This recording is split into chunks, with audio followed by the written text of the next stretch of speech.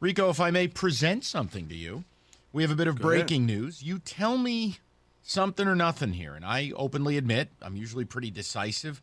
I don't know what to do with this, okay? That's just where I'm at. Report from Pro Football Talk.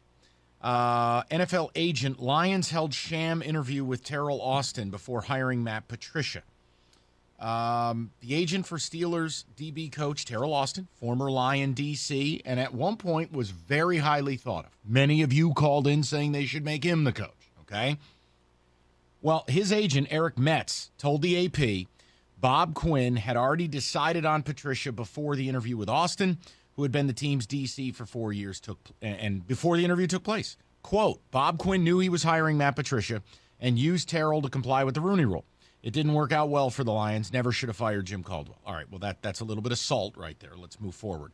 Now, Dave Burkett, noted intrepid reporter, reports Quinn didn't respond to a message.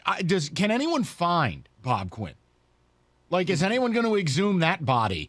But man, Austin, he's out spending that money he stole from Detroit. Yeah, he's got that Sheila money. Right. Austin didn't comment on the interview, but said after having 11 head coaching interviews, quote, he can tell when one is just a bleep interview, and I could tell when I was really in it.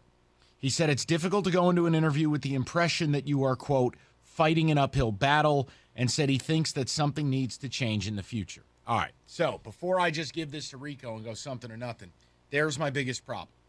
Throwing at, like when you pull the pin on the hand grenade and roll it into the bedroom, that doesn't help me. Oh, something's got to change. I need solutions. I need ideas because I don't know what to make of this. Do I believe, like an example, did the New York Giants want Brian Daboll above Brian Flores? Yes.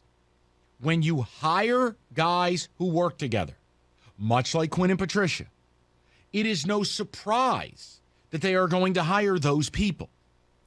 I don't think it's racist. And David and Rico have both said this, and I can't argue it. I don't like being in a position where I can't argue, but I can't. Teams do check boxes with interviews to satisfy the Rooney Rule. So it puts us at this position. You either keep the Rooney Rule where the potential of having, like this is a new buzzword now, a quote, sham interview, and you get in front of teams and show them what you can do, or you get rid of the Rooney Rule and you never get a phone call. And I don't know what the right answer is because no one's offering me option C on the Scantron. You know, the bubble sheet we all used to fill out? I remember. A or B, Rico. It's all I'm getting offered. So is it something or nothing with Terrell Austin? And where are we at now with this Flores suit? No, I think it is something, Mike, because you're going to get more and more people coming out because the problem is if you were Austin, you just didn't want to be the only guy because you come across as being disgruntled and, well, what did he ever do anyway? You're Hugh Jackson. Well, what did he ever do anyway?